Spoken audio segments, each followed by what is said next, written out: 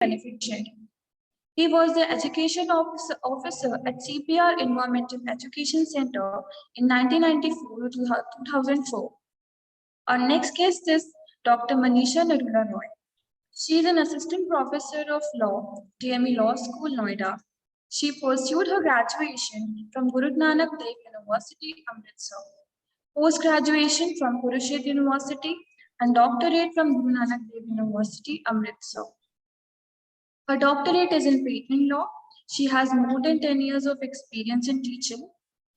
Her areas of interest are intellectual property laws and corporate laws. She has authored several articles in the reputed national, peer-reviewed, and UGC-listed journals. She has presented several research papers in international and national conferences and seminars. She has delivered expert lectures and attended various workshops.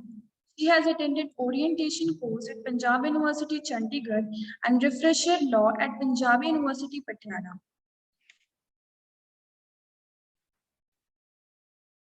Moving ahead with the session, I'm going to enumerate the rules and the guidelines for the convenience of all of us. Kindly pay attention. The participants are requested to join with their full names. The total time allotted to the speaker of the paper is 10 minutes. The speaker shall be allotted 8 minutes for presenting, and the remaining 2 minutes shall be for the question observation by the chairs. The speakers are requested to conclude their presentation within the allotted time. This is essential to ensure adequate time for question and discussion as well as for adherence to schedule. While one presentation is going on, other participants are requested to keep their microphones off at all the times. In case of any glitches, kindly contact the concerned technical guide. Thank you. I would like to take a moment and wish all the presenters a very best of luck. Now, without further ado, I call upon the first presenter for this day, Mr. Shantanu Pachara, who will be presenting on the theme, Arbitrate the Danger to Our Environment and Environmentally Friendly Way, a Critical Analysis. Thank you very much. Shakti. I hope I am audible. Yes, very much audible. Yes. Good morning, good afternoon, everyone. Respected chair and co-chair. So I'm Shantanu Pachara, and I'm an assistant professor at Alliance University, Bengaluru. And today I'm going to present a paper on the topic, Arbitrate the Dangers to Our Environment in an Environmentally Friendly Way, a Critical Analysis. Just give me a second. I'll share my screen so that you guys can see the presentation as well. I hope it is visible. Sir, it is not visible. Yes, sir, it is visible. Is it visible? Yes, sir, it is visible. It is visible. Yes, please go ahead. So when I talk about arbitrate the dangers to our environment, I do not intend to include such environmental issues which are purely occurred due to vis major or maybe any other natural event. I specifically refer to certain types of environmental issues which either arise out of a contractual obligation or in relation, which is in relation to a right in persona. So we are marvelous beings because of our surroundings, and the planet Earth is our womb, as we all know. Just a second, how to control this PPT? Yes. The planet Earth is our womb. It nurtures us and it allows us to grow and survive on its surface. The pivotal importance of the ecosystem in the growth and sustainability of humans and other species were globally recognized and was pointed out in the year 1970s. And I must say, parallelly, in the around the same time, in fact, a bit prior, in the year 1958, international commercial arbitration also gained worldwide importance. So arbitration is an alternative mechanism to finally resolve myriad forms of disputes, which also entails environmental disputes. The main argument here is, notwithstanding the public policy argument regarding environmental disputes resolution through arbitration, international commercial arbitration holds tremendous competence to resolve disputes pertaining to or involving ecological issues. This paper elaborates two crucial questions intertwining arbitration and environment. First, whether environment disputes are capable of settlement via commercial arbitration procedure. And secondly, how to conduct arbitration proceedings with the least impact on the environment. This present work makes an argument supporting the utility of arbitration's effective and efficacious disposal of environmental disputes and discusses the challenges that hinder such an effective arrangement.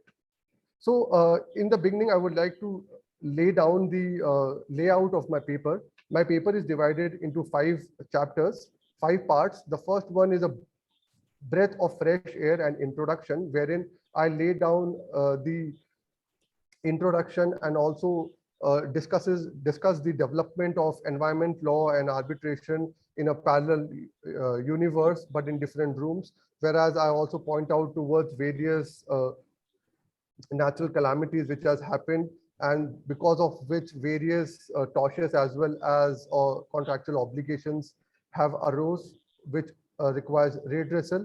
And lastly, it also talks about the scope of the study. Secondly, the second part deals with stratifying environmental disputes. As in the beginning, I spoke that this paper does not speak about purely environmental issues, but it relates to certain kind of disputes which involve environmental elements. So as per the paper, there are 3 categories of disputes which have been distinguished. First are the arbitration proceedings relating to disputes which arises out of contractual guarantees in relation to the sale and purchase of companies or a contaminated industry. In such issues, the arbitrator would actually need to assess the site and the environmental damage which has actually occurred or which is potential, which holds a potential to be occurred. Secondly, there would be arbitration proceedings which would concern construction or infrastructure projects in respect of which there exists a peril of interference of national environmental statutes or executive decisions. And thirdly, the arbitration proceedings which concerns natural resources, dispute which might arise in relation to preservation, extraction, transportation, and storage of natural resources, etc., such as timber, oil, fisheries, etc., etc. Thirdly, as I'm not going to discuss this part in my further presentation, that is why I spoke so much about stratifying environmental disputes.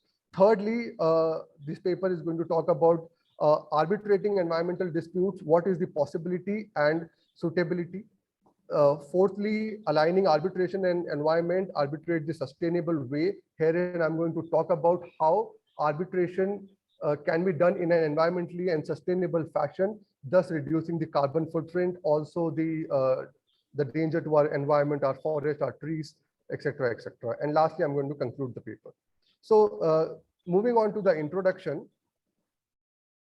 So as we all know, and I want to clearly put out that environmental concerns are usually considered to be the subject matter of the national courts. The National Green Tribunal of Act of 2010, it specifically lays down the jurisdiction of the National Green Tribunal in respect of all civil cases which relates to or which arise in relation to the environment, air, water, etc., etc. But there is also a plethora of evidence as well as cases wherein such as legal consideration resulting from climate changes and other environmental concerns on a global level, which have been subjected to investment treaty arbitration. Because and recently it has also been seen that in the investment treaties, bilateral treaties, they have been including clauses relating to including disputes pertaining to environment. So commercial arbitration is usually not considered the best forum for resolving environmental disputes due to the stringent confidentiality rules, in contrast to the public rights involved in an environmental disputes. This argument is against my paper, but it is important to lay down this argument because I'm going to counter this argument in some time. There is not an iota of doubt that climate change and environmental issues will result in intense discourse, before the investment tribunals and the higher national courts in the near future. Arbitration as an instrument of dispute resolution truly started to blossom in the year of 1950s and 1960 due to the adoption of multiple paramount conventions pertaining to international arbitration, namely the Convention on the Recognition and Enforcement of Foreign Award of New York, that is New York Convention, and the settlement of investment disputes between the states and the nationals of the other states, that is the ICSID Convention. Parallelly, the public awareness concerning the environment and climate initiated at the same time as the blossom of international arbitration globally. That is in the year 1960s, for example, the Stockholm Declaration of the United Nations, Conference on Human Environment of 1972, etc., etc. So in a fashion, they both developed together but in a different room. Having said that, there is no antagonism between arbitration law and environmental law. They are both consistent with each other. The scope of this paper is not to state that the normative structure is absent in respect to dispute resolution regarding environment or climate change issues. Instead, this paper focuses on the need to adopt a specific normative system, that is commercial arbitration, as the foremost forum for its robust capability of efficiently resolving international environmental and environment-related disputes. Thus, coming to the second part of my presentation, arbitrating environmental disputes. What are the possibilities and whether commercial arbitration procedure is suitable for resolving our environmental matters? So, firstly, I want to talk about the issue of arbitrability. So arbitrability is what deals with whether a dispute can be resolved through arbitration or not. So the general test, which is laid down by the Indian Supreme Court as well as international forums, that a right in rem or a right in persona test need to be made applicable. That means to say the dispute, it involves adjudication of any right in rem, which would result in a judgment in rem, are generally not considered arbitrable, and vice versa for right in rem disputes. But wherein the dispute relates to subordinate right in persona, which arises out of a right in rem, such disputes are inherently considered arbitrable, and which has been recently laid down in Durga case, Vidya Durga case of Supreme Court, and earlier it was held in Booz Allen case. So it has arbitrability of subordinate right in persona arising out of right in rem are considered arbitrable. So let me give you an example. Environmental related disputes arising from contractual obligations between multinational corporations can be successfully arbitrated. For example, let us say a company sells its 100 acres of land, which was used to excavate coal or other minerals to another multinational corporation. Now, the selling company, it guarantees the use of an environmentally sustained method of excavation and a controlled pollution policy. But if there arises any differences between the buyer and seller in respect of such guarantees, it would inherently be eligible for arbitration, as the dispute relates to a right in persona of the two companies in relation to the contract, that is, the one is buying the other company's business, which is related to environment, and it is arising of a right of rem, that is the person's right to hold the property against the public at large. So such disputes in relation to proper mechanisms of excavation or maybe implementation of machineries which are intertwined with the environment are absolutely arbitrable.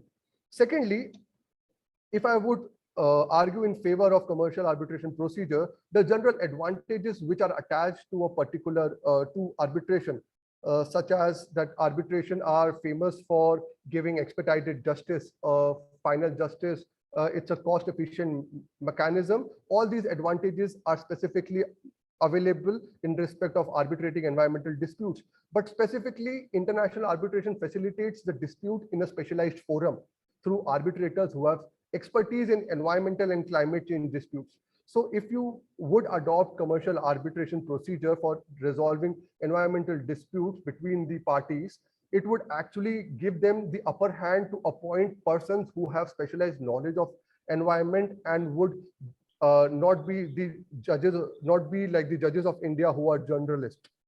So, Dr. yes. Shantanu, please come to the conclusion. You can sum up the paper. Yes, sir, I can definitely. Yes. In conclusion, I would say that the international arbitration community, it has played a crucial role in resolving commercial and investment disputes. Now, when it comes to when it comes to environmental issues, it also offers a proper level of importance. On one hand, the enormous opportunities that these issues offer for those of us who practice international arbitration, and on the other, the very considerable responsibilities that we bear in assuring that our activities do not continue to require the annual planting of a forest 11 times the size of Paris in order to offset our carbon emissions. So what, in general, if succinctly, if I would say that there is an argument of public policy, of confidentiality, which actually prohibits using commercial arbitration procedure for purely environmental disputes, but with slight modification, with a bit flexibility, it can definitely be adopted. The only thing which needs to be done is the governmental organs should show better deference, better trust in these private adjudicatory bodies. And I believe that this procedure, if adopted for environmental concerns, it can provide a much better efficient platform than the national courts for resolving disputes and providing justice to the parties in relation to our environment. That's all. Thank you very much. Thank you very much. Very relevant paper, very good paper. Yes. Co-chairs, if you have any questions, we can, one or two questions we can have for him. How to do this? Manisha ji? Sir, you can go ahead, please. Yes. Thank you very much. Shantanu, I really liked the paper, but we need more time to discuss this. You got less time. Yes, I hope the paper is circulated to all the participants so they can read it. I'd like to, ask your reaction on, have you identified, how many cases or what amount of arbitration is happening at present in India in any manner? Sir, in regards to environmental disputes? Yeah, environmental disputes only I'm asking. So there's a dearth in the data because, as I said, confidentiality, mostly Yes. in India, I do not have I have not seen any such specific case which deals with that. But in Right. international sphere, there are cases which are dealing specifically in respect to oil and natural resources. Arbitration has been done quite, Yeah, quite a number of cases are there yes, internationally. yes. Thank you. Yes, it's a very good, input. I would like to ask you, internationally, it is, possible because the parties are between states or between the high stakeholders. So there, when they enter into the activity, they also come out with an agreement where arbitration clause is implanted. In most of the times in the Yes, sir. domestic scene in India, it is basically the legal compliance. So when you have a project, you are coming out with a developmental project, then you have to come out, you have to comply with the EIA and other procedures. Then in that case, if there is any dispute, major party, the other side is the government. Then the opposing parties are the NGOs or the local people and the stakeholder on the other side. How will you have arbitration in such a dispute? So can you Sir, have some thoughts on that quickly? Definitely, sir. Arbitration. Because such disputes can also arise because based on these inputs, the permit or through a other submission issues. agreement. Yes, through a please. submission agreement, that agreement which you can enter into after the dispute has arisen, that we are not going to go to the court, but we are going to submit to a private adjudicatory forum. If that can be done, then there is no stopping the parties from going to the, but that is the main lacuna here, that the government would not show much trust in the private adjudicatory forum in India. Then they have in their own forums, that is National Green Tribunal or any other judicial magistrate which they want, which they have appointed. So there, definitely, this is the biggest argument against allowing arbitration of such disputes, because there is no trust. The deference of government on these private institutions is lacking on an extreme level. Recently only they have started to institutionalize arbitration. How can they straight away, I know I'm arguing against myself only, but only through a submission agreement it can be done. Thank you, Shantanu. Very good. If there are any questions from other co-chairs, Mr. Ranveer or Manishaji, then we can proceed to the other presenter. So I think we can proceed with the next presenter. Thanks. Thanks I very don't much. Thank you very much, You asked the question. Chair and co-chair. Nice It was paper, lovely sir. presenting you. Shantanu sir, very nice. Thank you, ma'am. presentation. Thank you, ma'am. Take care. Yes. Thank you. Thank you for your outputs. Now we have our next guest. Before going into Mr. the Ram. next session, kindly, I'm extremely sorry that, due to some, emergency, a small meeting, was there in the department. I had to, go there. So because of that, I got delayed a little bit. I'm extremely sorry for that. Please, sir. So, No, sir, please. That's absolutely fine, sir. We understand. please go ahead. Yeah. We have our next guest, Mr. Ramveer Tanwar, also known as the Pond Man, an environmentalist and TED Talk speaker based in a Greater Noida. He has been passionate about water conservation during his student life. He started his campaign called Jal Chaupal in Gautam Buddha Nagar, Uttar Pradesh, urged people to conserve water to save natural resources like ponds, lakes, and wetlands. He got trained by the Central Pollution Control Board, Ministry of Environmental Forests and Climate Change, and Government of India. Now, Mr. Tanwar is the founder of Say Earth NGO. Ramveer Tanwar is praised by Honorable Prime Minister Shri Narendra Modi ji in Mann Ki Baat, and also by Honorable Chief Minister Shri Yogi Adityanath. He is declared as the brand ambassador of Swachh Bharat Mission Ghaziabad and appointed as a district coordinator of Jal Sena Noida by the government of Uttar Pradesh. Now, moving on to the next presenter, we have Mr. Haider Ali, who will be presenting his paper on policy and legal initiatives of India for green economy.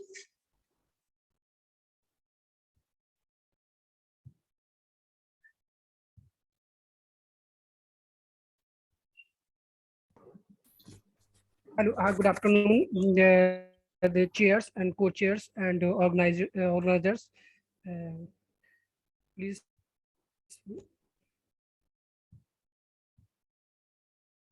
Yes, please go ahead. Sorry.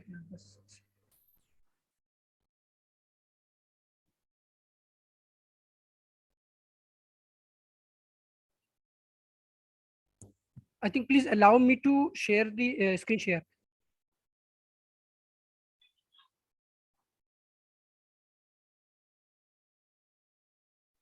Hello. Sir, I have given you the right to share the screen. It is not working.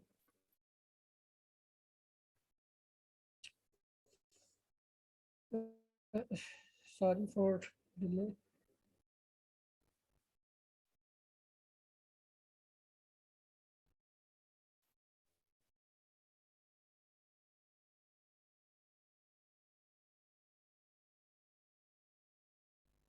Sir, can I give presentation without sharing screen? Yes, please go ahead. Yes, please. Sorry, due to some technical glitches, I cannot share the screen, and I'm really sorry. My paper is on the policy and legal initiatives of India for green economy. And first of all, I would like to discuss in short what is green economy. The green economy is an alternative vision for the growth and development, and on that it can generate the economic development and improvements in the people's lives, and in the ways consistent with the advancing also the environmental and social well-being. One significant component of the green economy strategies to promote the development and adoption of the sustainable technologies. And the introduction. First, the green economy has lately risen to prominence as a crucial idea on the global agenda for sustainable development. And India's fast expansion over the previous decade has resulted in the more job possibilities and higher standard of lives. However, the deteriorating climate and diminishing the natural resources have hampered its exceptional the development record, and necessitating the huge moves toward the green and decarbonized economy. And the urbanization is a worldwide phenomena, but in emerging nations like India, according to a United Nations projection by 2013, the 60% of the world population would be living in the cities, and Asia is the currently home of the 90% of the world rural population. However, the region is experiencing the rapid growth in urbanization with the pace of 56% projected by 2050. The urban areas are to blame for the rising amount of pollution in the air, water, and soil. The over-urbanization has a number of negative consequences, including the excessive carbon emission from the automobiles in the cities, and a spatial congestion induced by the urban expansion and groundwater depletion due to overdevelopment and the mismanagement. The increased population in big Indian cities not only puts a strain on the general infrastructure and energy, water and transportation management, but also a negative impact on the environment and climate change. The India's eco-friendly status. What is the India's status in eco-friendly nations? The countries are assessed based on the variables such as waste management, air quality, biodiversity and habitat and fisheries, ecosystem services, and the climate change. In 2020, the Environmental Performance Index, India was placed 169th country out of 18, showing that it's lagging behind in terms of the green growth. The India's individual ranking for some of the metrics shows that the India's index as in air quality, the 179 points, and sanitation and drinking water 139 points out of 180, and waste management 103, and biodiversity and habitat 149 points. The potential difficulties: India is now the world's 6th largest economy by GDP and Asia's 3rd largest economy. In June 2021, the India's GDP increased a record 2% to 32 lakh 38 lakh crore. The global economy declines significantly in 2020 as a result of the COVID-19, but it is expected to expand the 6% in 2020 and 4.9 and 2020. According to World Bank, India's GDP would grow 8.3 in around 24. Sorry.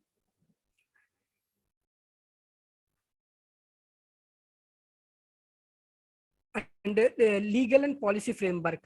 The 2013 Sustainable Development Agenda, which was agreed in September 2015, includes 17 Sustainable Development Goals and 160 objectives, demonstrate the scope and ambition of the member states in the new universal agenda. The Indian Constitution has explicit measures for environmental protection and enhancement that the state shall endeavor to maintain and develop the environmental as well as safeguard the country's forest and wildlife. And according to Article 48A of the Constitution, it must be obligation of every citizen of India to safeguard and develop the natural environment, including forests, lakes, rivers, wildlife, and to have the compassion for living beings. According to Article 51A G, these laws emphasize significance of the environmental conservation and in the national conscience. the Ministry of Environment, Forest and Climate Change, the change national environment policy emphasize key concept of sustainable development such as the social fairness, polluter pays and incomparable values entities. The National Action Plan on the Climate Change, the State Action Plan on the Climate Change are the significant milestone in the integration of the climate change into the development process at the national and the state levels. The National Action Plan on the Climate Change has 8 the national missions and describe the mitigation and adaptation goals in face of the climate change.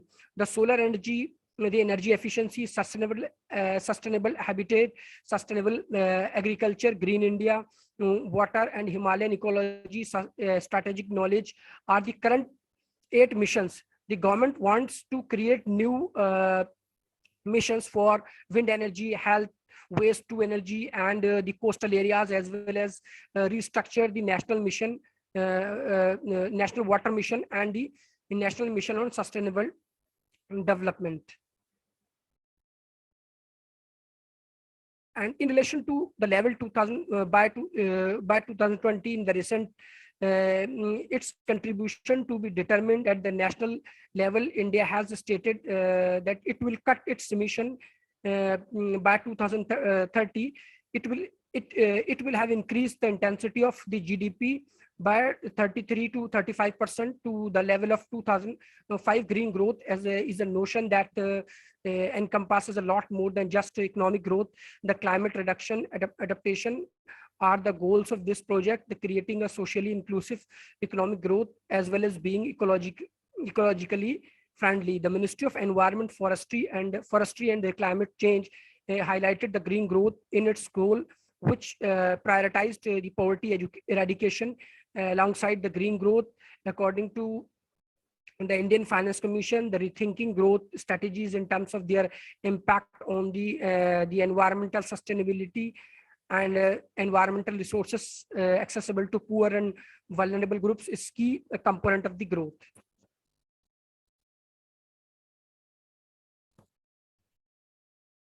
Thank you.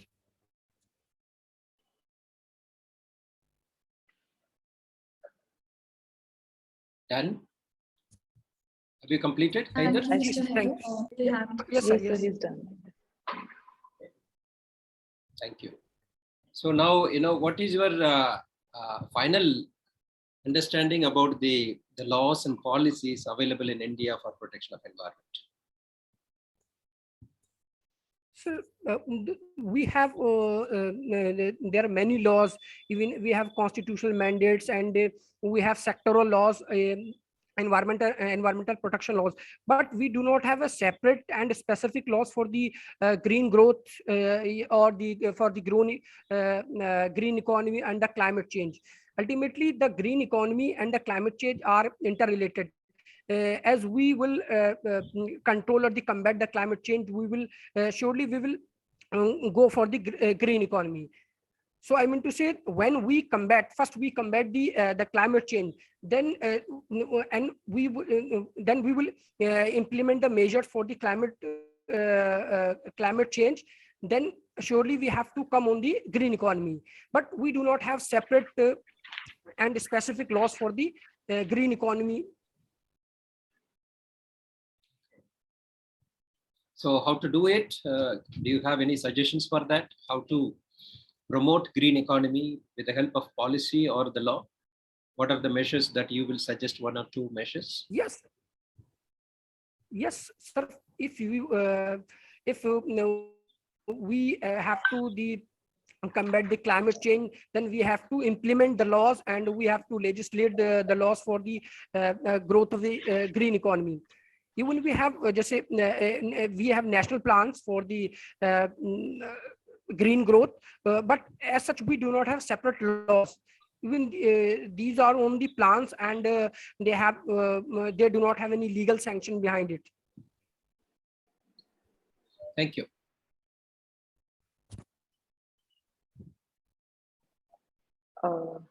Any other questions? Mr. Heather, Yes, please. yeah, so I Yes, have yes. some Please go to ahead. say. Yeah, So, Mr. Hadley, you have very in detail, you have talked about green economy and the goals. But 2 days back, we had this news that out of 100 most polluted cities of the world, 63 are in India. So you think we have failed somewhere?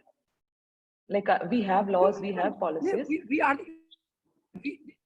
as you know, we are a large country and we have very diversity. Even we cannot implement the laws over the night. I accept this. We are lagging lagging behind in all these things. But these kind of things are in the nascent or starting stage in India. As and when we will start implementing these things. What I feel is that this being the largest democracy or being a large country, that can be used in a positive way also. Like in economics, we say if a person comes with one mouth, he comes with two hands also. So that can be taken in a positive way, I guess. That's my personal opinion, Rest. Yes, I also Yes. accept this. Yeah, thank you for your presentation, Mr. Heather Ali. So, hello. I am audible. Yes, sir. I'm listening. Yes, Yeah. yes, sir. So it was your good presentation and paper. So I just want to know that you didn't mention the, I think, National Green Tribunals, I think the law organizations for green, like laws and the many implementations like. So what do you think that the formation of NGT like organizations, National Green Tribunal, how much these are effective in green policies to implementation of green policies?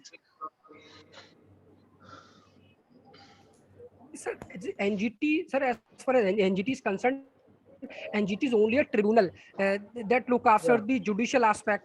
It has to be done by the government. The government has to make the policies for the green growth and legislation. Um, in some cases, the Green Tribunal try to implement the international conventions or the laws, but as far as I know, there is a shortage of staff, and I have studied, and there is a shortage of means, resources. To these NGT and the same bodies are not working properly. That's why ma'am was saying that we are the largest democracy in the world, and we are lagging behind. And India has Most number of cities, a lot of unpolluted cities cities. in the most polluted in the world.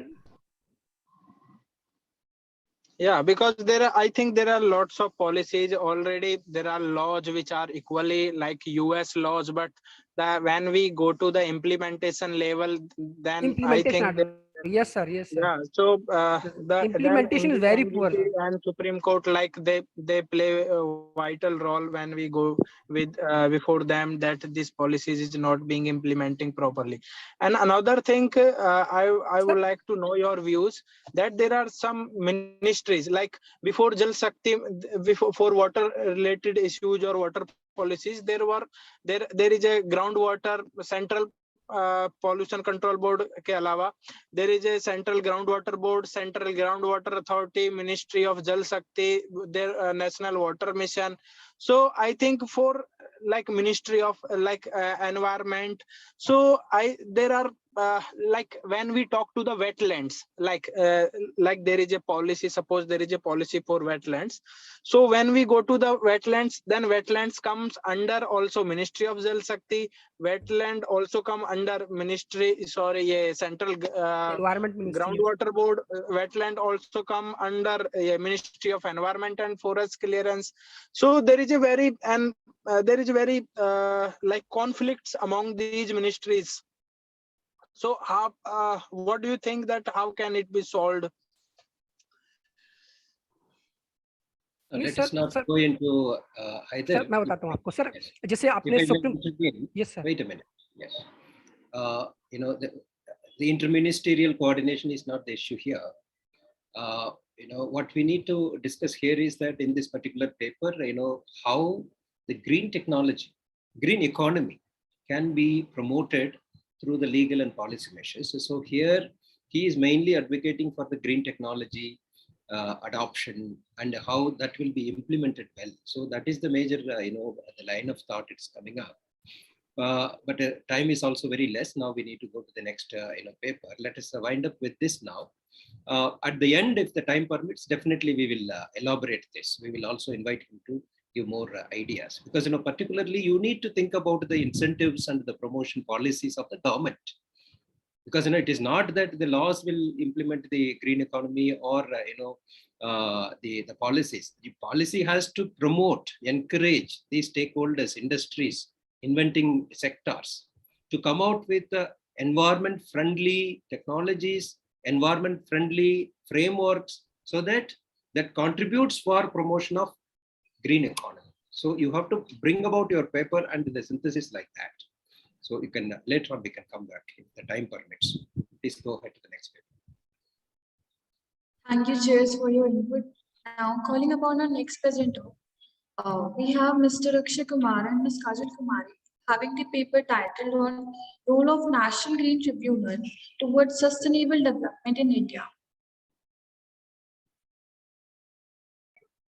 Good afternoon, everyone. Am I audible? Yes, you are. Good afternoon, sir. Good afternoon, ma'am. Let me switch on my video. Good afternoon. Am I visible?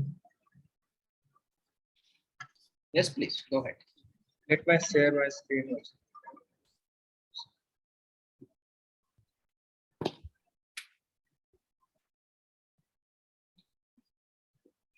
Is it visible? Yes. So, my name is Akshay, and I am here with my co-author named Kajal Kumari, and we are from Chanakya National Law University, Patna, Bihar.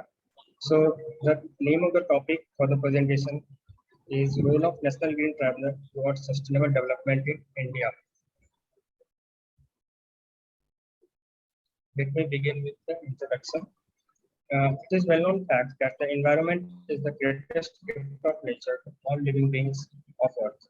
Various ancient pieces of literature such as Atharvaveda, Manusmriti has stated that man's paradise is on Earth. This living world is a beloved place of Earth. It has blessings of nature's bounties, love in a lovely spirit. Whereas Manusmriti stated, everyone must protect the forest and other natural resources. And if anyone who damages the natural resources will be punished accordingly. So it means that human beings must live in harmony with nature, which nourishes them and provides human life. However, it is also important that the gift of nature enjoyed by our generation must be enjoyed by our upcoming generation too. So for that purpose, it is important to adopt the concept of sustainable development. The environment protection and sustainable development are currently the focal theme of all nations engaged in various developmental activities. The technological advancement have also resulted in human needs for natural resources, which ultimately leads to enormous burden on nature or environment. With respect to sustainable development, this term simply means such development that meets the need of the present without compromising the ability of future generations to meet their own needs. This definition was mentioned in Brundtland report of the World Commission on Environment Development 1987. Now, the origin of environmental law in international level could be traced down after the Stockholm Declaration 1972. The Stockholm Declaration discussed various environmental issues as well as transported pollution among the countries.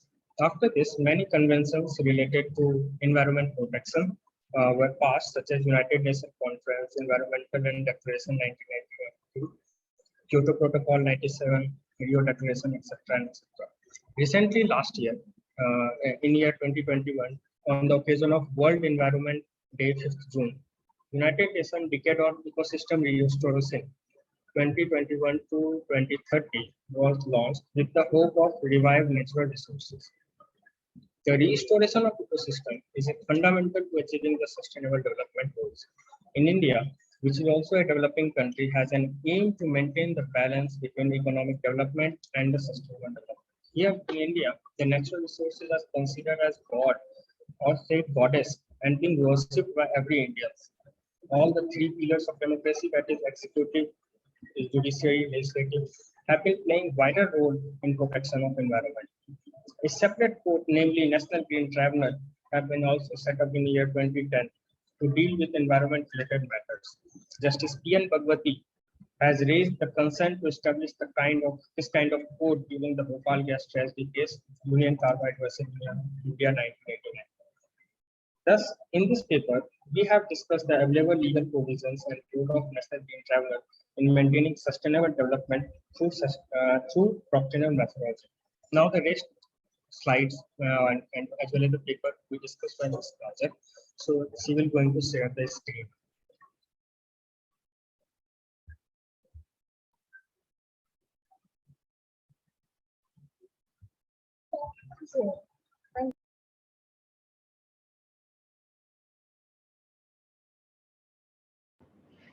Ms. Kajal, please unmute yourself. Sorry, am I visible and audible? Yeah. Okay, so now my co-author will share his screen, and I will, as he has already introduced myself and talked about introduction and evolution towards protection of the environment and sustainable development. So I will talk about the legal provisions for the protection of environment in India and the National Green Tribunal, and the last one is role of National Green Tribunal towards sustainable development in India. So I will go towards legal provision for the protection of the environment in India. Now we can say that the Constitution is considered a living document, which means that it must be able to cope up with the new present situation and development. So if there is any situation arises, and then Constitution will deal with that situation, and Constitution is sufficient to deal with amended from time to time. The environment matters are specifically dealt under Part 4 and Part 4A of the Constitution of India, as the Constitutional 42nd Amendment Act 1976 inserted a new provision, that is Article 48A in the Constitution, which provides an obligation on the state to improve as well as to protect the natural environment. Now we can talk about if Article 15(1) AG, then which also deals with the fundamental duties relating to the environment. It is not the fundamental of only a state; it is also the fundamental of every citizen to not only protect the environment but also to improve the quality of the environment from pollution of other activities. Fundamental duties also provided that Constitution cannot be directly enforced. Means fundamental duties cannot directly enforce, but it is like a judicial activity which helps in enforcing. Now, if there are many scopes in Article 51 AG, and there are many cases that deal with these scopes, like LK Kulwal versus State and MC Mehta versus Union of India. So now we can move towards the fundamental rights after dealing with the fundamental duties. So fundamental rights are dealt under Part 3 of the Constitution of India, and these rights are enforceable in nature. Like fundamental duties are not enforceable, but fundamental rights are enforceable. Constitution provisions such as fundamental rights are also incorporated to decide the various disputes related to environment problems. Like we say that under Article 14, 19, 21 of the Constitution are clearly reflected the Stockholm Declaration, which states that freedom, equality, and adequate condition of life in such an environment which promotes life with dignity and well-being.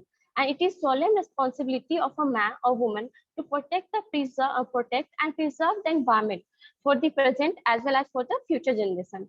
Now I will talk about Article 21, which provides the right to life, personal liberty, except the procedure established by law.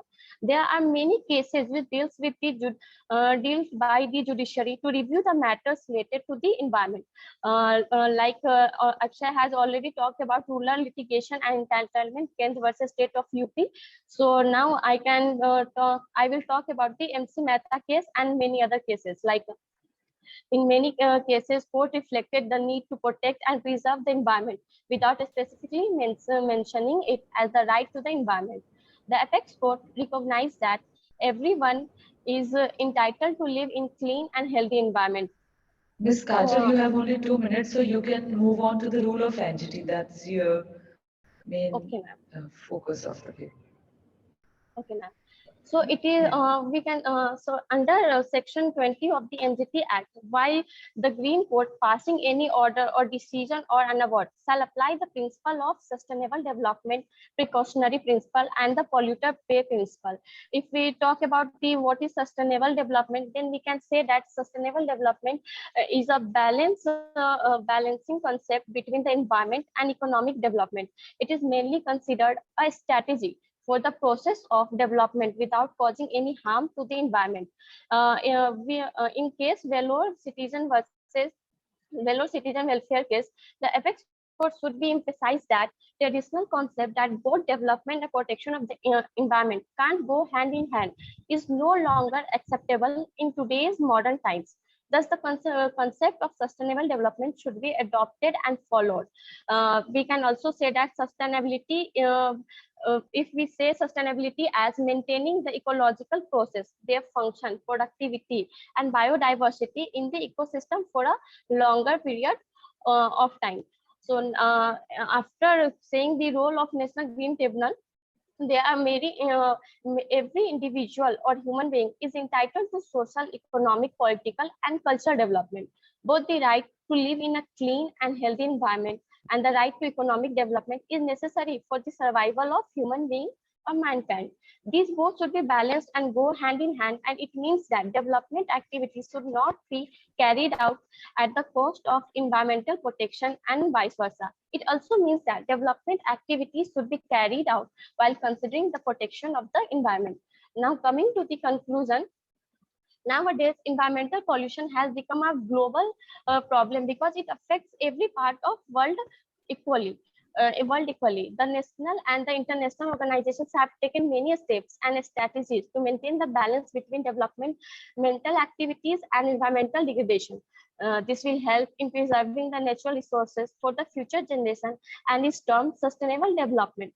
Our constitution has also, though, an amendment made the express provision for the protection of the environment under DPSP and fundamental duties. It provides that state as well as the citizen of India has the duty to protect and improve the natural environment. There are many suggestions we can say that for the National Green Tribunal give, more tribunals need to be established for the fast and speedy disposal of cases. The Act must provide a specific meaning and definition to all the accepted principles related to the environment, and awareness should be made among the people about the importance of the environment and matters related thereto. Thank you. That's it. Thank you. Very good. But we would have appreciated if you would have focused more on the contribution of NGT in shaping the concept of sustainable development. Because what we have right now in hand is the international discourse on sustainable development, starting from Stockholm to Rio Plus 20, Brundtland Commission, all those things are there, and the jurisprudence created by Supreme Court. As you rightly stated, Vellore Citizens Welfare Forum case has defined it, and the Justice Gurdeep Singh has also stated that there is no other option but to go hand in hand, and we have to apply increasingly the sustainable development. But we would like to know from you, from the title of your paper and the content that we have seen, how NGT has come forward to promote sustainable development. If you would have discussed some 5-6 cases in which how they got into this, applied the concept, and through that how they have contributed. So that would really contribute. You can improve your paper also. Okay, sir. I will. Thank you. Manisha-ji. So I have the same observation. That's why I asked her to focus on role of entity only. So I totally agree with you that more focus shall be on because your title is role of entity. So that should be the focus of your paper. That's the only observation I have. Yes, sir. One of the concerns really is that we all, even the teachers, when we teach environmental law, we stick to only Supreme Court up to that level. Before 2010, That's what we Yes, sir. focus on. We need to more focus on the jurisprudence created by NGT now. Thank you Okay, very sir. much. We will definitely Okay, incorporate the thank you. same. Please. Thanks. Thank you, chairs, for the input. Now, calling upon the next presenter, we have Mr. Murunal Patel and Dr. Anurag Srivastava with the paper theme Environmental Sustainability Training for the Civil Servants of India. Yes, thank you, everyone. May I please present my screen in a moment. Yes, sir. Is this visible to all of you, sir? Yes. Yes, sir, it is visible. Yes, sir. Yes, thank you, sir. So, respected ma'am, respected sirs, thank you for allowing me this opportunity to present my paper. This is related to environmental sustainability training for civil servants of India. Myself, Mrunal Patel, I am course director at Unacademy, and Dr. Anurag Srivastav, who is assistant professor at Pandit Deen Dayal Energy University. So we have presented this paper. The gist of the matter is that, sir, in the environment and disaster management related topics are gaining prominence in the recruitment syllabus of union and state level government exams.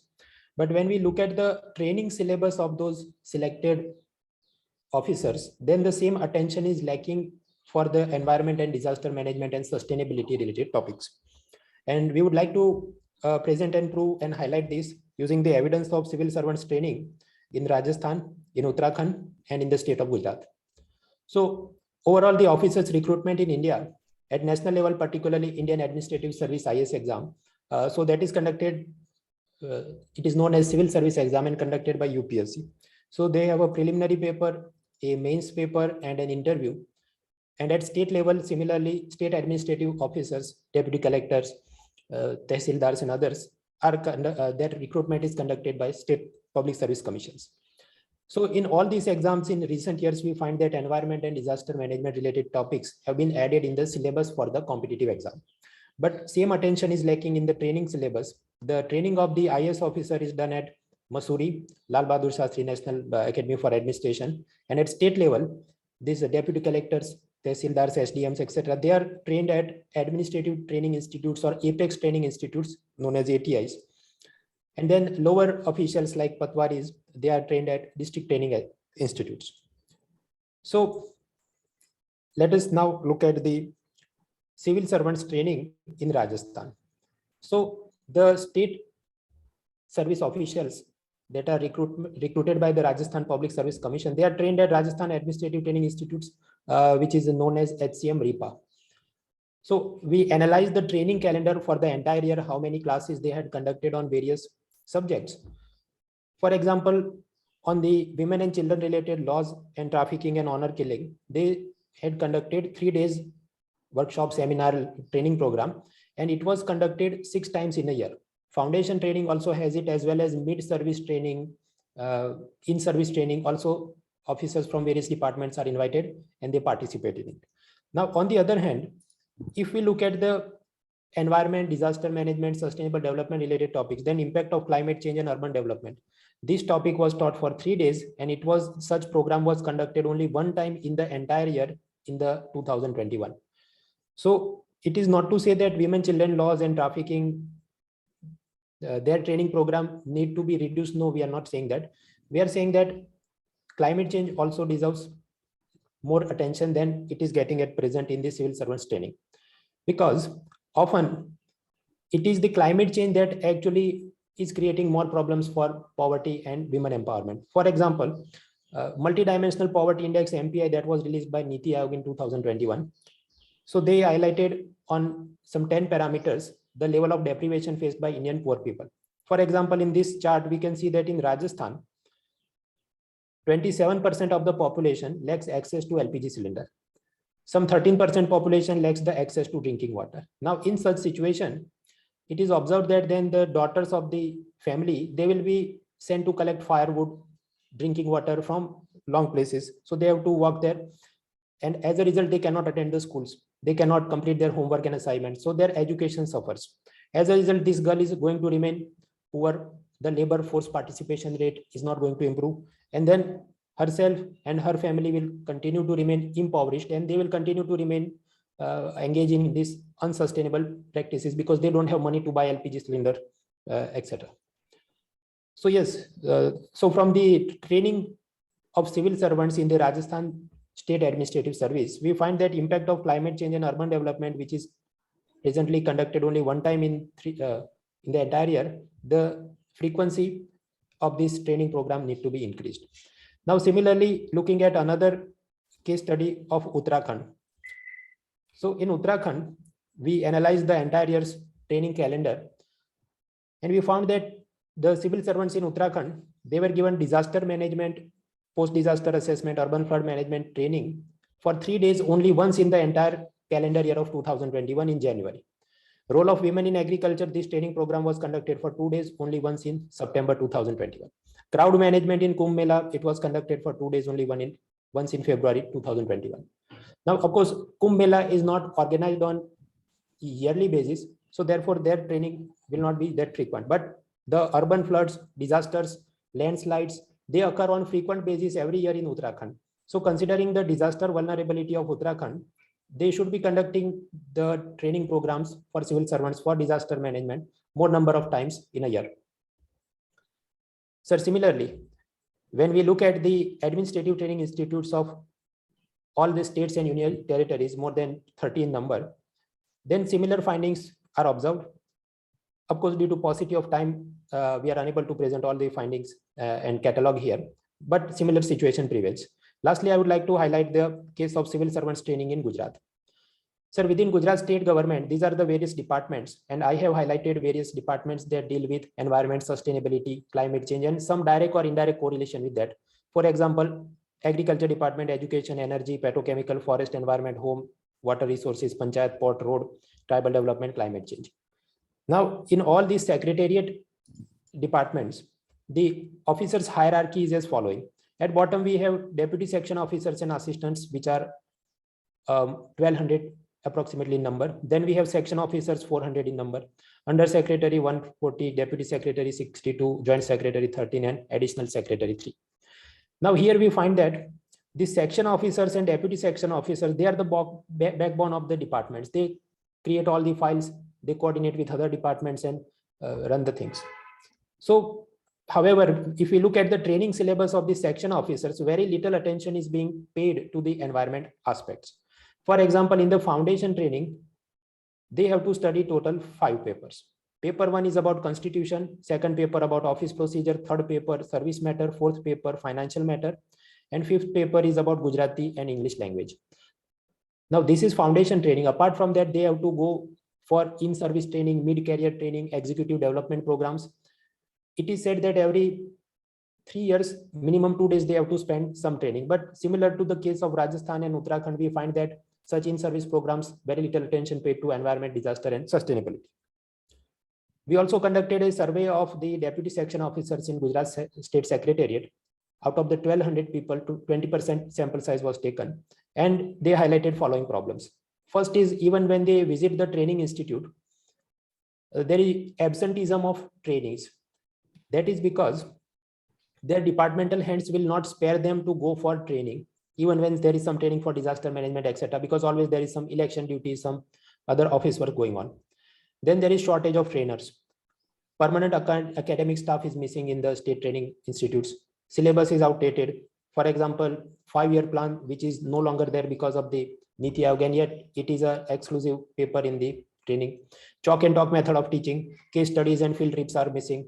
Post-training monitoring evaluation is missing. Timely distribution of training material is not done. So these are the problems. Now, lastly, in the latest budget 2022, there has been a renewed focus on the environment aspects, and which also proves that training of the civil servant regarding environmental aspects is important. For example, the latest 2022 budget, it talked about circular economy and recycling, carbon neutral economy, 5 to 7% biomass pellets will be mixed with coal fire thermal power plants, urban transport, renewed focus on electric vehicles. Then for solar power, 280 gigawatts of installation by the year 2030. Now, taking the case of the solar energy, civil servants training, when we are even in the COP26 Glasgow summit, Prime Minister also highlighted this. But when we want to increase the solar energy capacity in India, we have to coordinate with variety of departments. For example, manufacturing capacity of the solar panel need to be increased. Then Ministry of New and Renewable Energy need to provide some subsidy. Skilled manpower is missing, so skilled ministry need to provide help. Then we need to connect the solar energy grid with the conventional thermal energy grid. So then power ministry comes into picture. World Trade Organization, already USA and some other countries have filed complaints against India for providing subsidies on the domestic solar industry. So then commerce ministry comes into picture. Government started one PM Kusum Yojana for giving subsidy to farmer for installing solar pumps. But later on, it was found by the economic survey that solar irrigation pumps are actually increasing the groundwater exploitation. So on one hand, we are getting clean energy, but on the other hand, irrigation groundwater exploitation is happening. So again, Jal Shakti ministry comes into picture. So all these civil servants working in all these ministries and departments, they need to come together, and their trainings need to be conducted in a joint manner with enhanced focus on environment sustainability. Similarly, chemical-free natural farming, International Year of Millets will be celebrated, river interlinking will be done. But again, there is a problem of tribal displacement, and farmers will be given funding for agroforestry, green energy will be focused, and so forth. So, sir, in conclusion, for sustainable development, urgent attention needs to be paid towards the civil servants training to accomplish all these goals. So, sir, that was my paper, and I thank you for providing me this opportunity. Excellent paper. Thanks. Original contribution, really.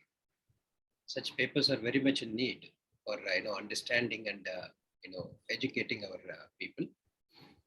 You have very rightly highlighted the importance of training our civil servants, the administrators, who are the backbone of the country. Wonderful. Congratulations to both of you who have authored this paper. I have only one thing to ask from you. Sorry.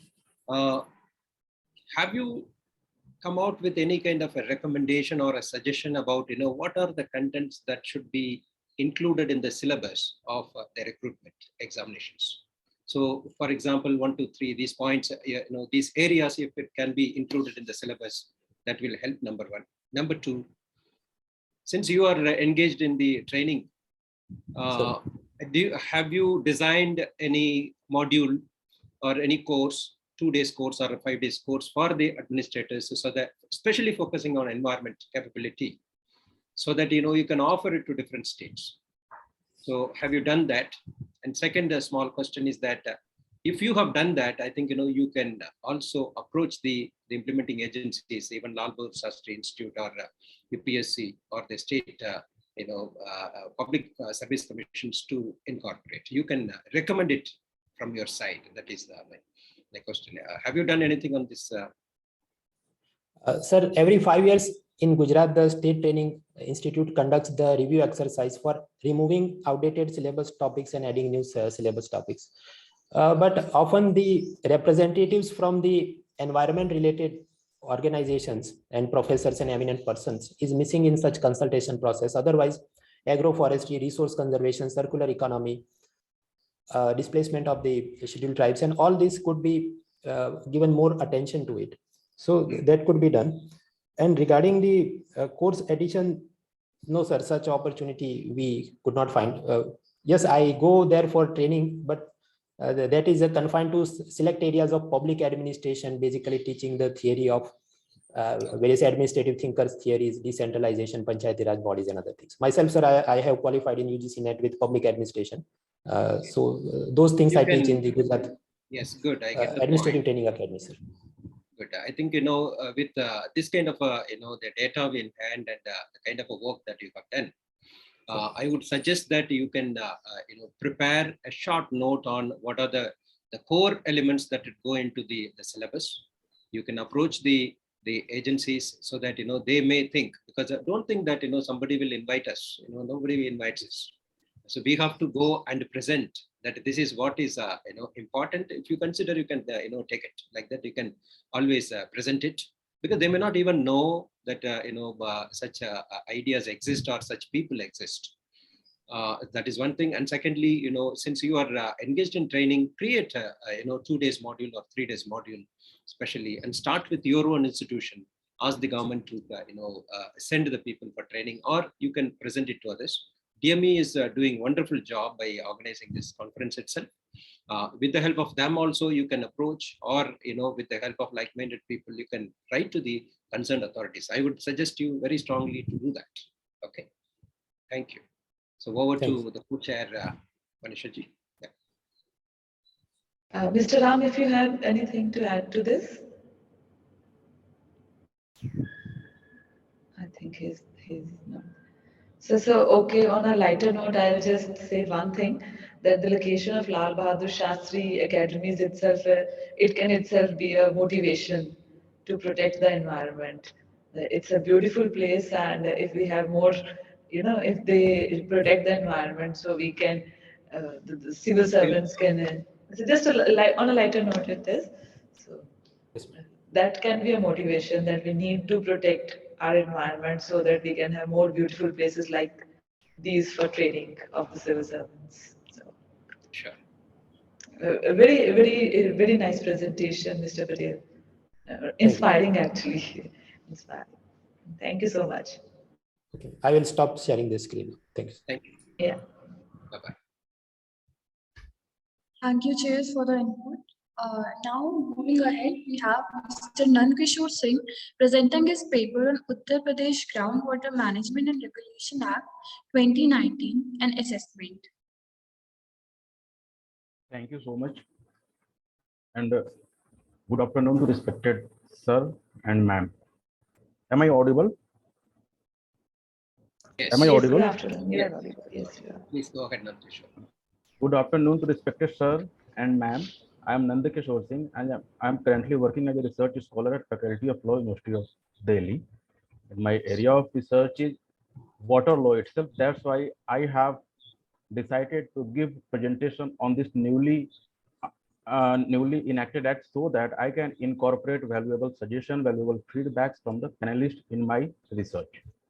Okay.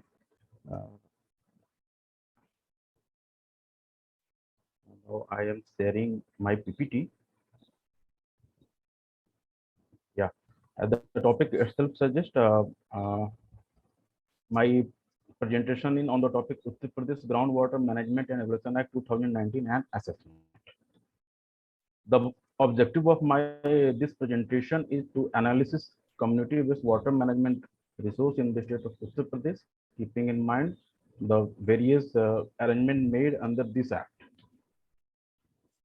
If you, before proceeding further, I would like to give a brief overview of the existing international law, and I will cover things Stockholm Conference or Stockholm Declaration, also known as Declaration of the United Nations Environment 1972, view water as an essential part of environment. Nandkishore, please directly go into the Groundwater Act. Okay, sir. Thank you. Yeah, even if it is brief, please go ahead directly. Okay. Thank you so much. Before this act, we having, sir, Water Prevention and Control of Pollution Act enacted. Start from there. Yes.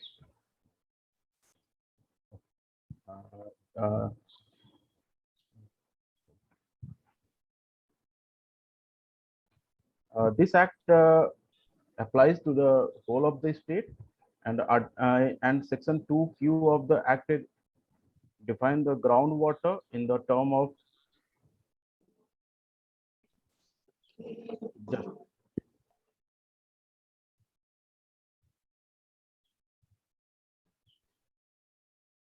in this act. Some institutional arrangement has been made. Sir, sorry to interrupt you. Kindly unmute yourself.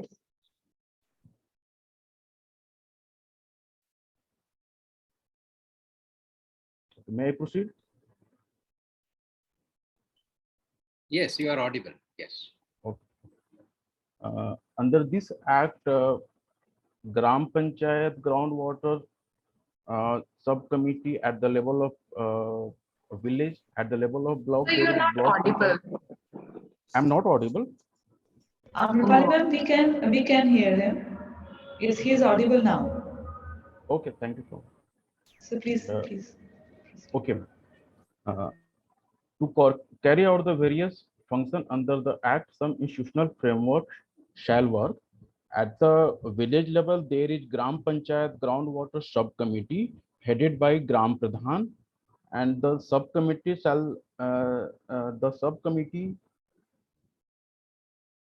work in the rural area to protect and manage the groundwater.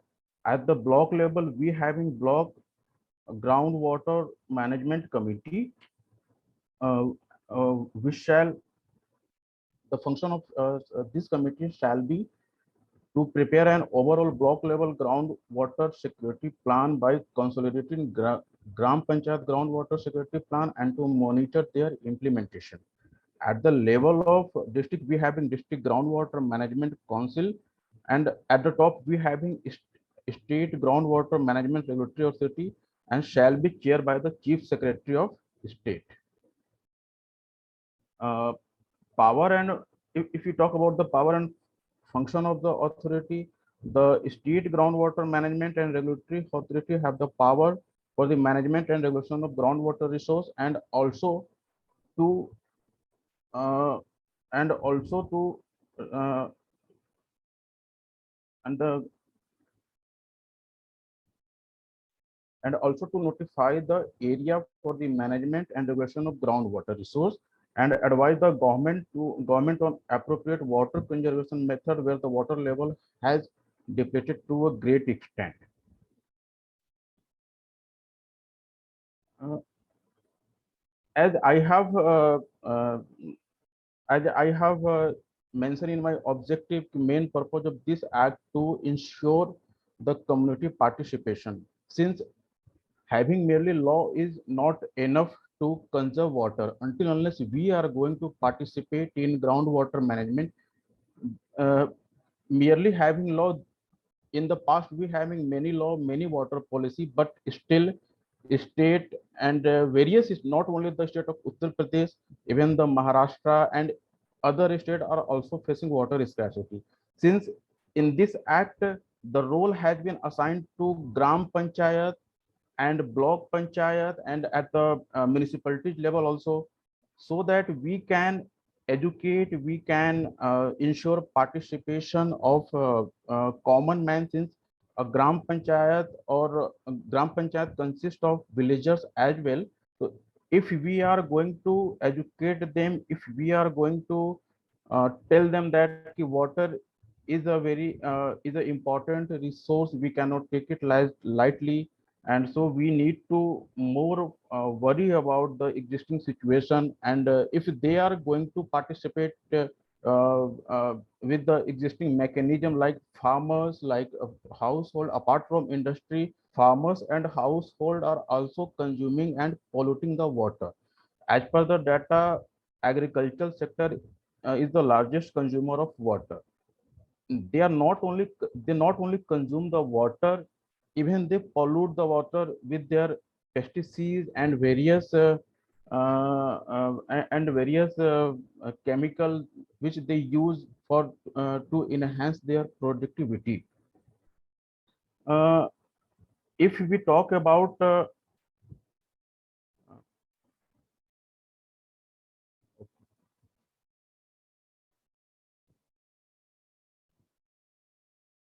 And if we talk about the punish offense and penalties under the act, the offense under this act shall be cognizable and trial by a judicial magistrate, may take cognizance on the offense on a complaint filed by the state water management district water management council or by any aggrieved person.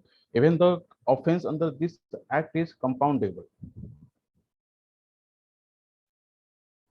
So my conclusion is,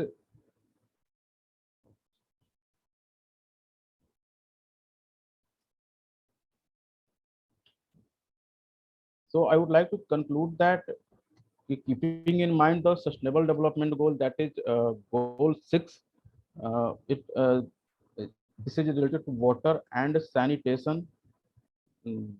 This ground was enacted to, even this particular act may help to achieve our SDG, Sustainable Development Goal 6.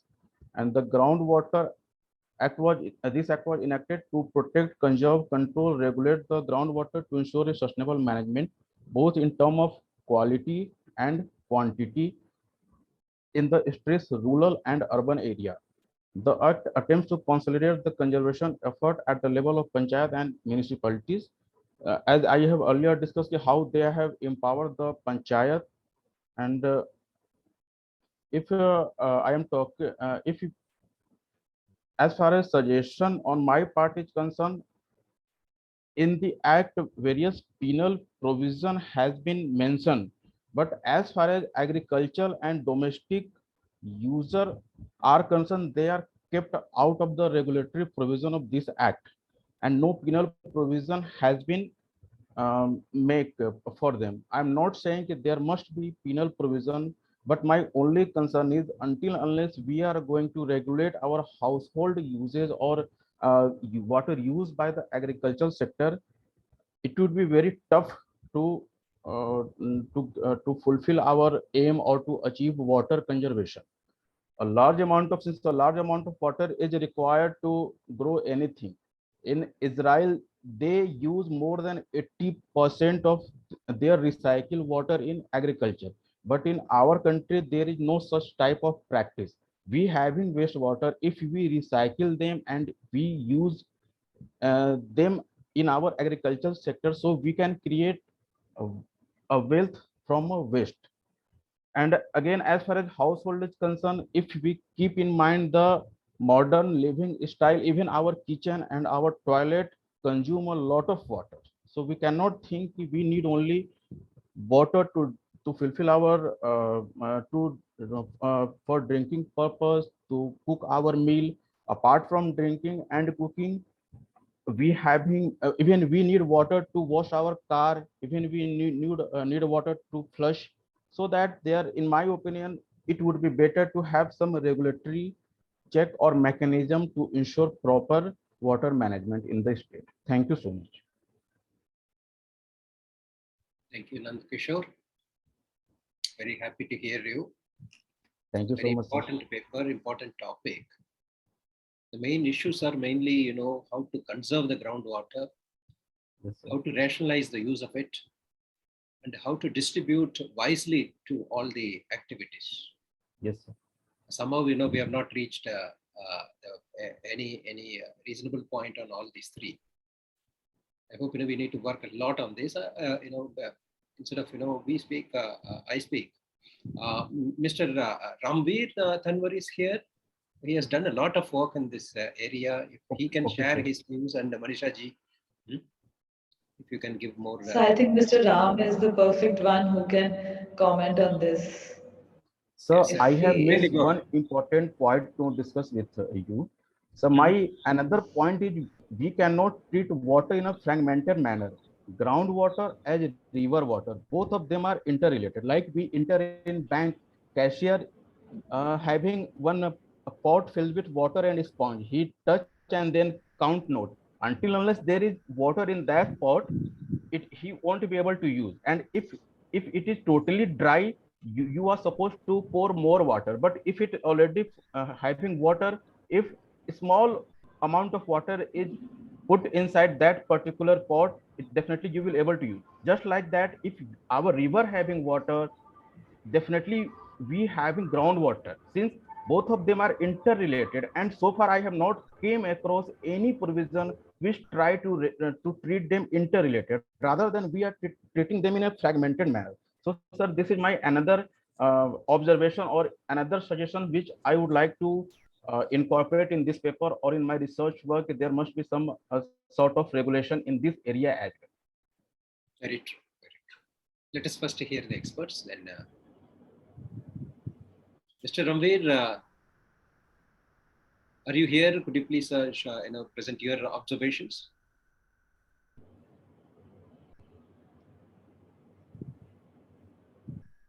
So I think either he has left or he is out of coverage area or something. Okay. Yes, Manisha ji, please. No, sir, your observations first, sir. Good. Yes. Yeah, I would like to, the last point that you have raised is a very important one. In fact, we need to have a holistic approach, integrated approach to look at water. Now this is, more of the commodification problem.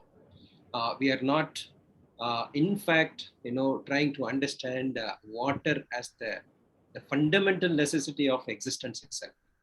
So for that purpose, we need to look at the access to water to everyone and for all the necessary needs. So we need to rationalize it properly.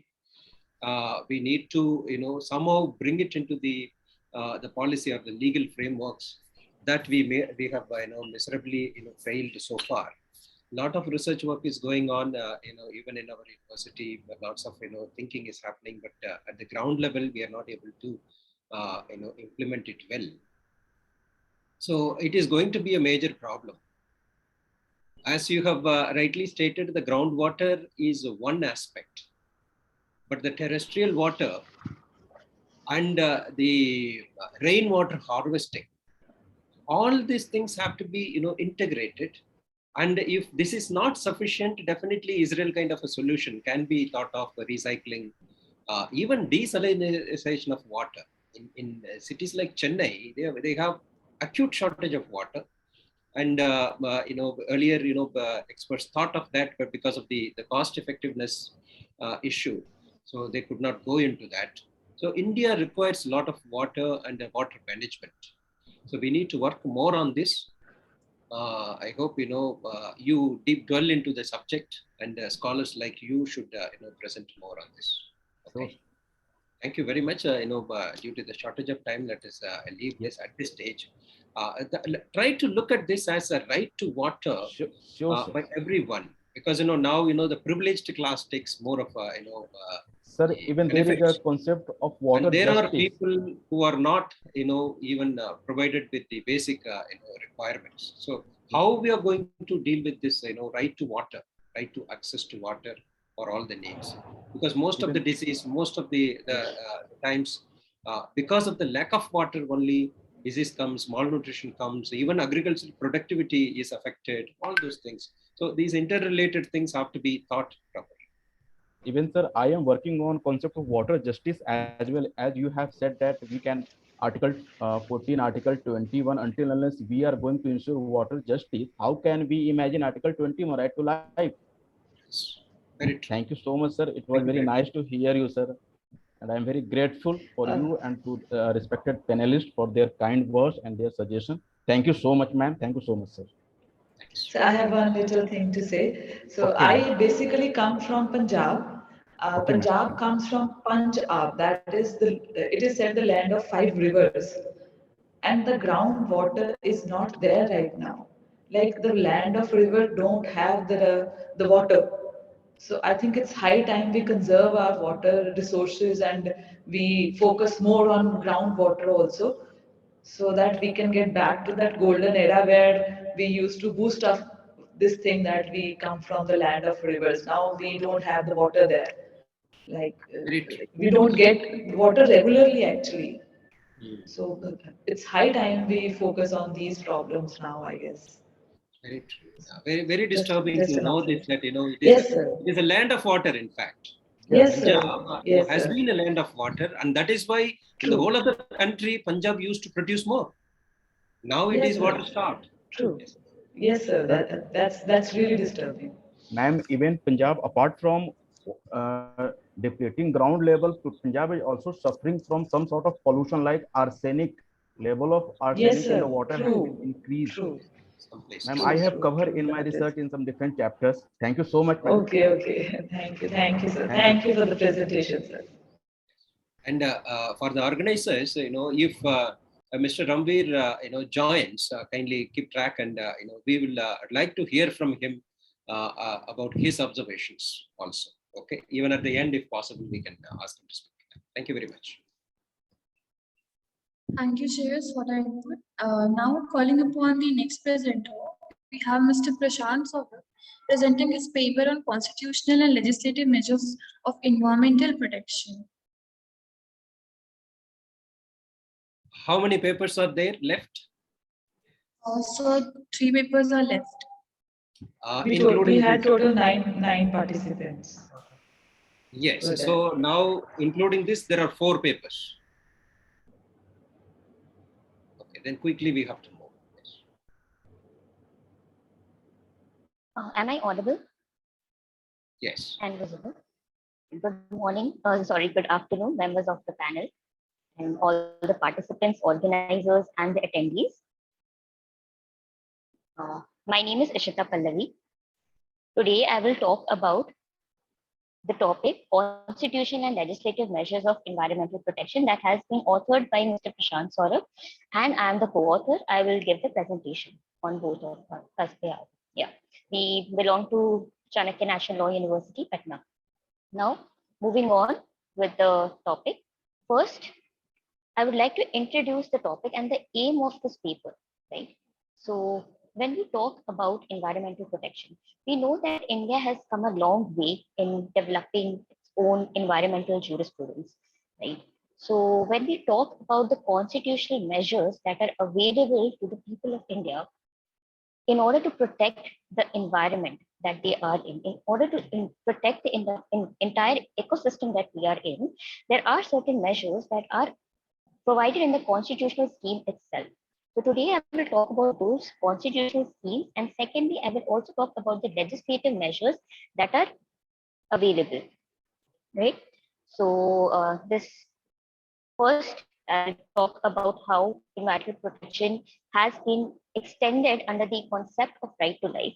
Secondly, I will talk about environmental protection vis-a-vis the freedom to carry on trade or business, because this is a regular and recurring concept where environmental protection is often compared against the idea of sustainable development and therefore the freedom to carry on trade or business. Thirdly, I'll discuss environmental protection under the directive principles and the fundamental duties. Thereafter, I will briefly discuss the legislative measures that are available on environmental protection. And finally, I will conclude. The aim of this paper effectively is to make people aware of the existing schemes, of the existing constitutional provisions, along with the legislative measures that are available to us in order to protect the environment around us. Now, moving on to the first part of the paper. When we talk about right to life, now the Stockholm Declaration of 1972, the first principle itself talks about the idea of a right to equality, freedom of expression, and right to life and personal liberty in the context of environment, in the context of protection of environment. This can be seen in the form of Articles 14, 19, and 21 of our Constitution. Now, when we talk about how the court has, over a period of time, widen the ambit, widen the scope of the term life under Article 21, we can definitely go on to the cases from A.K. Gopalan versus State of Madras to the case of Menaka Gandhi versus Union of India.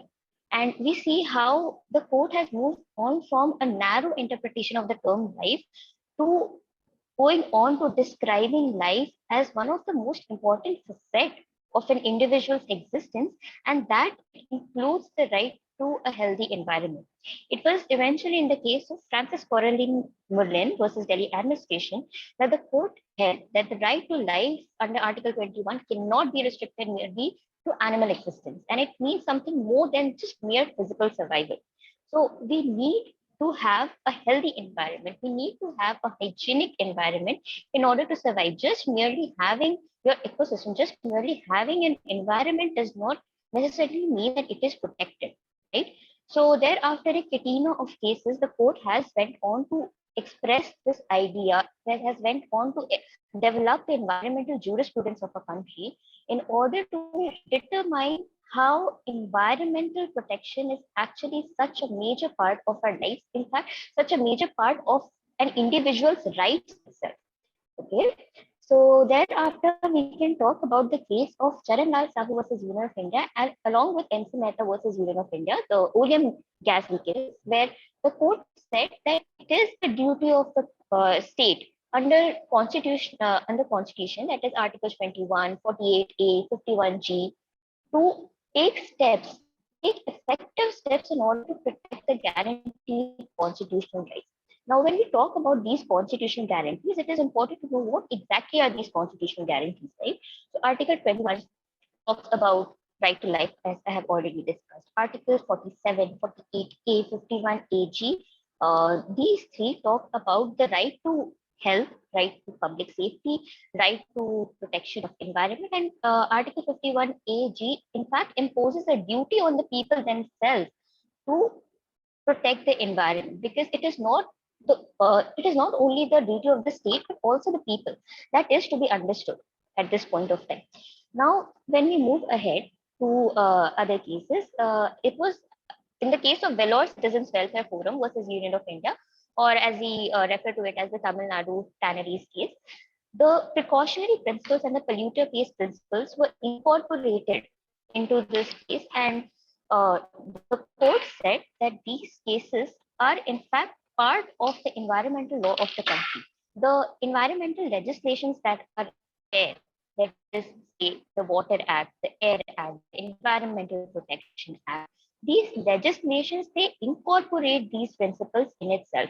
Now, when we talk about how these legislations came into being, we can talk about Article 253 of the Constitution, which says that any convention, that any international obligation can be executed by the government in order to make that convention effective and binding on people. So in this way, we can say that through Article 53 and because of Stockholm Declaration, it is also mentioned in the Preamble to Environmental Protection Act, we finally got environmental legislations of our own post the formation of Constitution. Now, when we talk about environment, the most pressing question that always comes in mind is how do we balance the idea of environmental protection and the idea of sustainable development.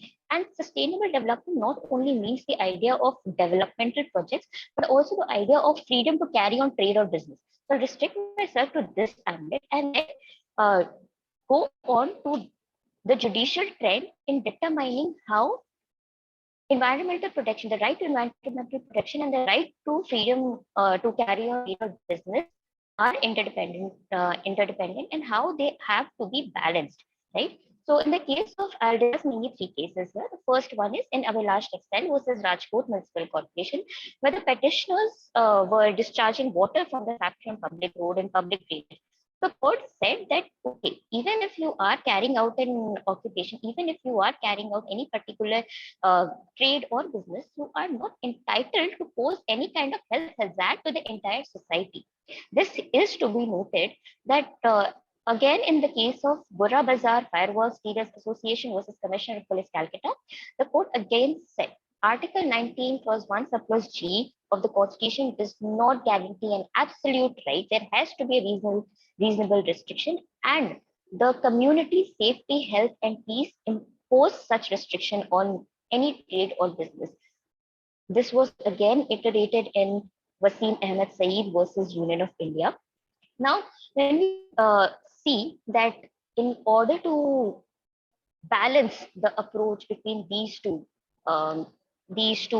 rights, we see that there is no absolute restriction on right to freedom of trade. You have to understand that environmental protection is such a part that even if you're exercising any right, it should not lead to erosion of any other right? So I think if you are updated with the news, a few days back there was this news in the headlines that around 160 factories were closed in around Delhi NCR by the Delhi government itself, because they were polluting the Ganga River, and 165 of them are still pending to be closed down. So we see that a lot, while the legislations are there in place, while the constitution is in place, while there are remedies for the people in the form of Article 32 and Article 226, there are still problems on the ground level in the form of implementation. Now, when we look at the idea of the legislations that have come up over the years, we can see that in the pre-constitutional era, there were different set of legislation, and in the post-constitutional era, there have been a different set of legislations. In the pre-constitutional era, the ambit of environmental protection was very narrow, and it included only a list of statutes which remotely acknowledged the right to environmental protection and did not actively protect the right to environment, a healthy and hygienic environment per se. It was only after the commencement of the constitution, after the courts have read into Article 21 and have widened the scope of Article 21, that the legislative measures have come up in such a way that at present we are well equipped to deal with environmental matters. However, now when I move on to the final part of the paper, I would like to say that despite the fact that these legislative measures exist, the problem at present is, first of all, the implementation. Like while the legislative schemes seem to be okay, things seem to be completely different when it comes to implementation. When we look at the realities at the ground level, things are completely different. Even when we talk about the NGT Act that came up to to revamp the entire environmental jurisprudence, we can say that there have been a lot of issues in actually implementing the judgments given by NGT, but the decisions, the orders of the NGT, like in fact, when we can also compare at this point of time the role of NGT vis-a-vis the role of environmental agency in UK. In UK, the environmental agency, they have a wider jurisdiction compared to what they have in NGT in India. So in this regard, we can say that NGT, though is a powerful body, but it still needs to be empowered more. Its jurisdictional ambit needs to be increased.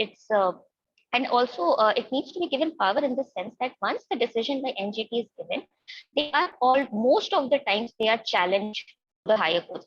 The same provision is also available in UK, but the thing is in UK the grounds of challenge are quite limited, which is not the case in India.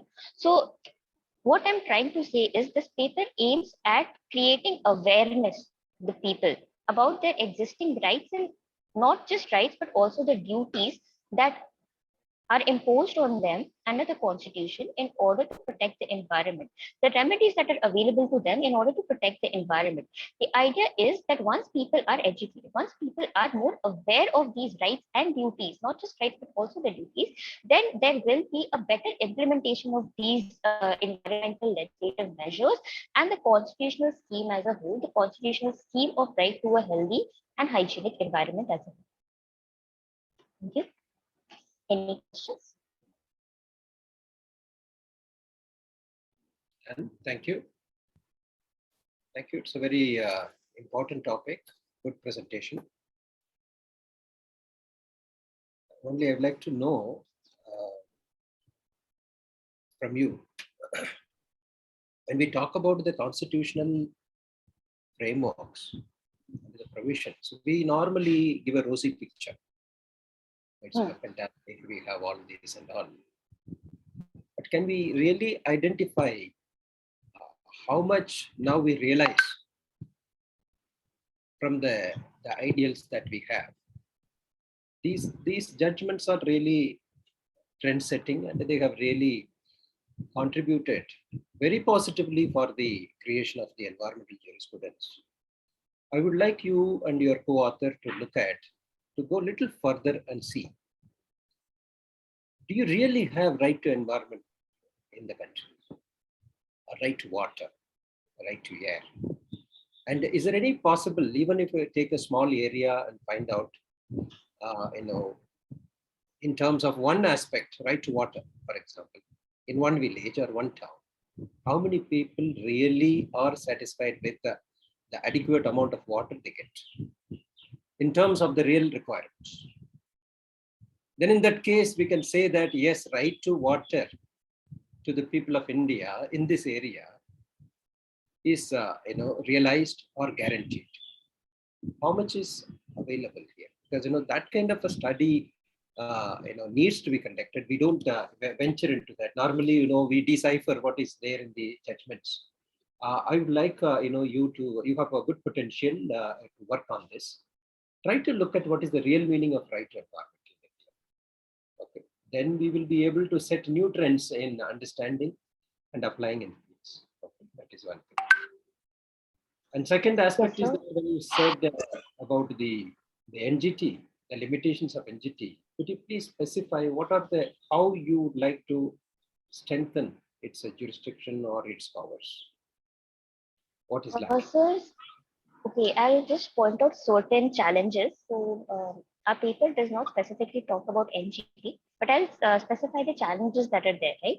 So certain legislation, like we know, the NGT provides for a set of legislation. There are in total 7 laws over which the NGT has jurisdiction: the Water Act, the Air Act, the Environmental Protection Act, and so on, right? But say the Wildlife Protection Act 1972 and the Scheduled Tribes and other Traditional Forest Dwellers Act have been kept out of NGT's jurisdiction. So in this way, there has been a limitation on jurisdiction, right? So I feel that the ambit of jurisdiction should be increased. Secondly, the NGT decisions, they are often challenged in the high courts. See, I am not refuting the fact that since it is a tribunal, there should always be a scope of challenge to such decisions. But the thing is, there is most of the times when we see the challenges that come up in High Court or Supreme Court, there is lack of clarity about what kind of decisions can be challenged, right? This act specifically, it also does not specify what kind of decisions can be challenged. So what happens is all the decisions are being challenged because the polluter, right, or the industries, they most of the times they don't want to take the liability. They don't want to pay the amount, the fine, so they keep on appealing. So when this happens, it just leads to a delay in the entire process of implementing the idea of polluter pays principle or any principle of environmental jurisprudence. See, I was giving an example of a comparative picture of that of environmental agency in UK. So this body was created in 1995. So in UK, there was this case in 2017 about the River Thames case. So there was this particular industry, the I think the Thames Water Public Industries, yes. So what this particular this Water Utilities Limited, this particular body was polluting the River Thames, and they were then charged with a fine of around 20 million pounds by the Environmental Agency of UK. So these offences, like when the Thames Water Utilities Limited, they wanted to appeal to this decision because, of course, they didn't want to pay for it. But then, because of the limitation on of the grounds on which they could appeal, they couldn't do so. And also, when this decision was given, the court, the environmental agency also clarified that when you're paying the compensation, you cannot give it out of the fine to consumers. You have to recover it only from the profits that you generate. So these are the kind of decisions that I feel is lacking in the NGT's decision. Like when we go through the decisions of the NGT, like there are a series of decisions, and definitely they are trend setting in their own way. However, there has been a lack of clarity. Yeah, 1 minute. Yes, Yes. Is this environment agency in UK? Is it a judicial or quasi-judicial body? No, it is not a judicial body.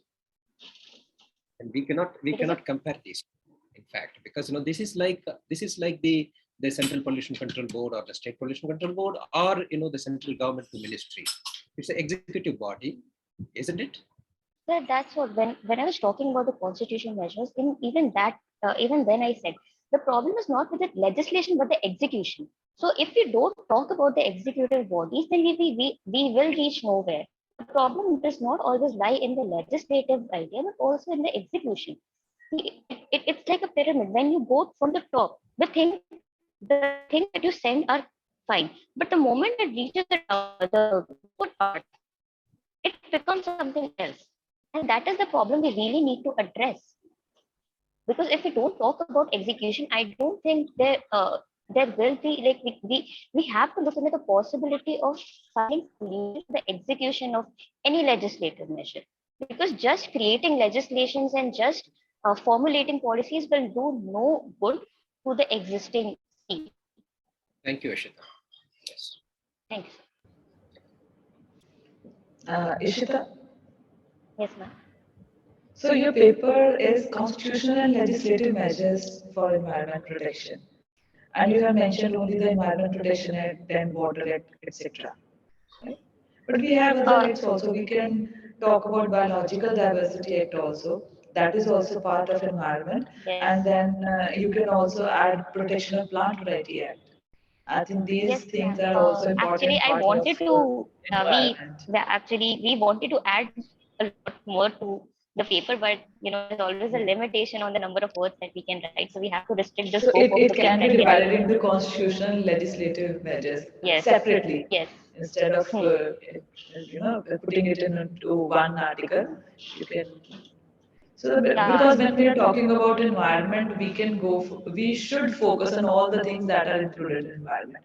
And I think sir will agree. So my PhD is on traditional knowledge, so we know how important the Biological Diversity Act is and Protection of Plant Variety Act is Yes, for the very, environment. very much I agree with you. We normally neglect the Biodiversity Act, Forest Act, Yes, sir. the traditional knowledge. True, sir. Okay. Yes, That's sir. why we fail to understand fully the environment. Fully. Exactly. We only look at one side, pollution aspects and other. In fact, the conservation lies in biodiversity conservation. Yes, Indigenous true. people's contributions. Okay. Contribution. We need to bring that perspective. We're very much agree with that. Yeah, thank you, sir. Thank you so much, Ishita. Very well presented paper. Thank you. Thank you, ma'am. Thank you, sir. It was great presenting before you all, and congratulations to all the presenters because we definitely learned a lot from all the other papers that presented. Yeah, true. Thank you, Chair, for the input. Now, I will call upon the next presenter, Mr. Divya Prakash Lahiri. If you are in the meeting, please respond. I would like to ask you one thing that, since we are getting delayed, is it going to reflect on the other sessions? No, sir. No, it's a parallel session. It's a different So one. we are having parallel sessions. Okay, then there is no issues. Yeah. No, sir. No, sir. Please go. I think the next presenter is not here, I guess. Yes, ma'am. I would like to move on to the next presenter, that is Mr.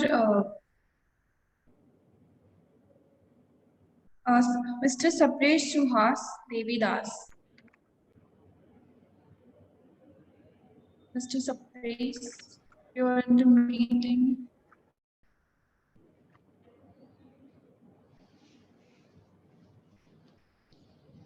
He's not here. No, I think then we are done with the presentations. Shall I proceed, ma'am, sir? Please. One more, right? No, sir, we are over. Okay, very good. Okay, we are done. I think the other presenters are not there in the meeting, sir. They have not joined. Okay. And do we have Mr. Ramveer Thanwar here? No, sir. Okay, fine. Thank you. I think we can wind up now with our observations. So your observations on the presentations. Yes, if you want. So just a moment. Yes. Now, with this, we draw the first session of a conference to close. So I would like to invite a faculty co-coordinator, Ms. Amrapali Sharma, to deliver the vote of thanks. What do you, ma'am? I think, Shakti, let's give some time to serve for the observations. Yes, we can give the final, the small final observations. Dr. Manisha ji would like to go first. No, sir, please. Yes. So we would like for you to give your valuable feedback and observations first. Please. Thank you.